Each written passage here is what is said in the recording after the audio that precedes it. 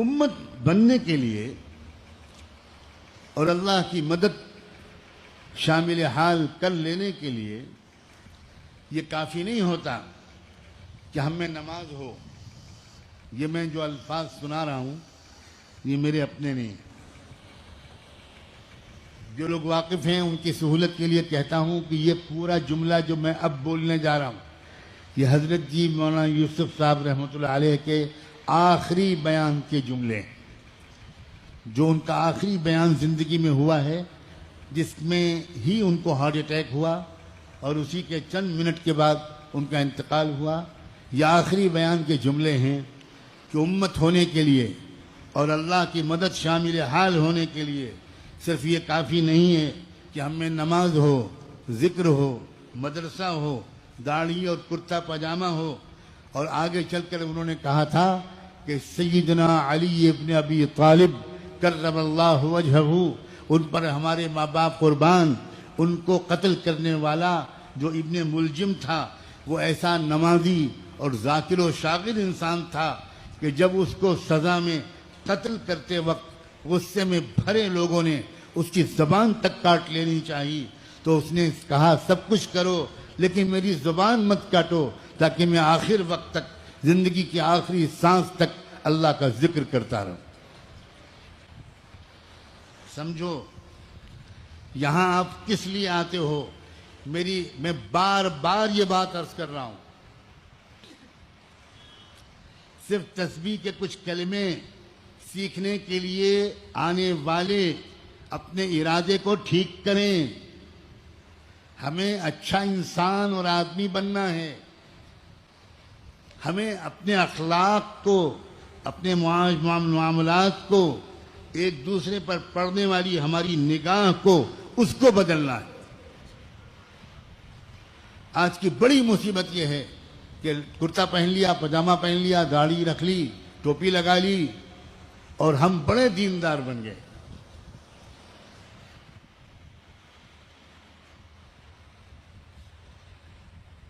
امتی کیسے بنا جائے، کیسے امت کو جوڑا جائے، اس کو سمجھنے کی ضرورت ہے.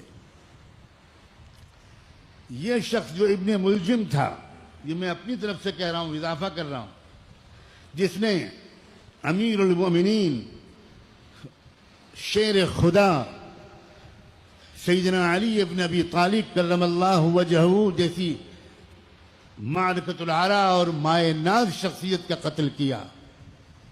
یہ ابن ملجم جو اتنا پکا نمازی اور اتنا ذکر کرنے والا انسان تھا، مگر اس کے بارے میں اللہ کے رسول صلی اللہ علیہ وآلہ وسلم بہت پہلے فرما کے گئے تھے کہ علی کا قاتل میری امت کا سب سے زیادہ شقی اور بدبخت انسان ہوگا.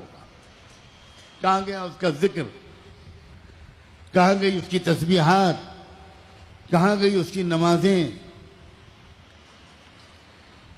اگر انسان کے اخلاق اندر سے اچھے نہیں ہیں تو مجھے یہ کہنے کی اجازت دو کہ زیادہ اس کا نماز اور ذکر میں لگنا کبھی کبھی الٹا نقصان دہ ہو جاتا ہے،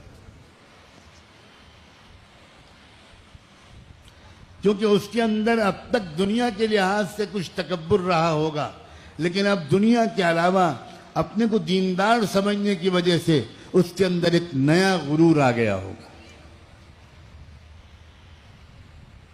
اور وہ دوسروں کو جن کے چہروں پر داڑھی نہیں ہے، جو کرتا پاجامہ نہیں پہنتے، ان کو حقارت کی نظر سے دیکھنے لگا ہوگا.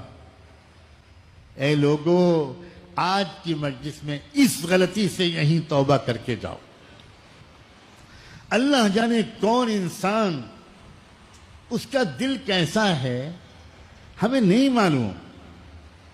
ہم صورت شکل دیکھ کر کسی کو جنتی اور جہنمی کہنے لگتے، دیندار اور بے دین کہنے لگتے. ابھی حال میں نیوزی لینڈ میں جو حادثہ ہوا اور جو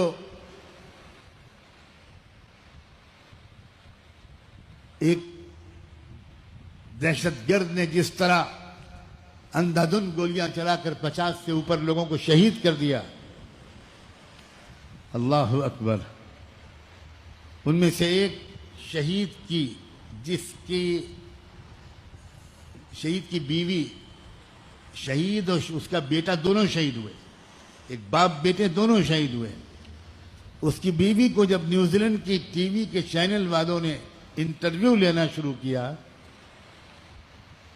اللہ اکبر، اس عورت نے، اس غمزدہ عورت نے جس کی زندگی تاریک ہو گئی، شوہر بھی شہید، بیٹا بھی شہید، اس نے انٹرویو لینے والی عورت سے یہ کہا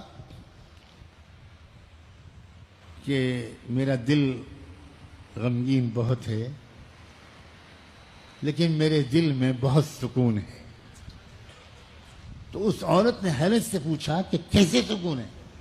you have lost your husband and you last your son. اب کوئی ہے ہی نہیں آپ کی فیملی میں، تو آپ کہہ رہی. اس نے کہا مجھے سکون اس باتیں سے ہے کہ جو ہوا میرے رب کی مرضی سے ہوا. اور اس نے سر جھکاتے ہوئے کہا آئی بو مائی ہیڈ، میں اپنا سر جھکاتی ہوں، میں اپنے رب کی مرضی پر راضی ہوں. اللہ اکبر. ٹیلی ویژن کا انٹرویو لینے والی عورت اپنے آنسوؤں کو قابو میں نہیں رکھ سکی، رونے لگی. کرسچن عورت، انگریز عورت، وہ رونے لگی. اس نے کہا اٹس اے میریکل، یہ معجزہ میں کیا سن رہی ہوں، اب کیا کہہ رہی ہو؟ آگے وہ سوال ہی کرنے سے عاجز ہو گئی وہ انٹرویو لینے والی عورت. اور پھر اس نے اب دوسرا سوال اپنے کو سنبھال کر کیا، how do you feel about that person, about that terrorist, وہ جو جس انسان نے اتنی گولیاں چلا کر سب کو مار ڈالا، اب اس کے بارے میں تمہارے دل میں کیا ہے؟ کیا جواب دیا اس عورت؟ اس عورت نے کہا I am very sad about ہم، مجھے بہت دکھ اور غم ہے. اس کے دل میں نفرت ہی نفرت ہے، نفرت والے زندگی میں کبھی خوش نہیں رہ پاتے. مجھے افسوس ہے کہ اس کے دل نے محبت کا مزہ نہیں چکھا. ہمارے دلوں میں محبت ہے، اس لیے محبت کی وجہ سے ہم ہمیشہ خوش رہتے ہیں، اور اس وقت بھی اللہ کا شکر ہے کہ ہم مطمئن ہیں.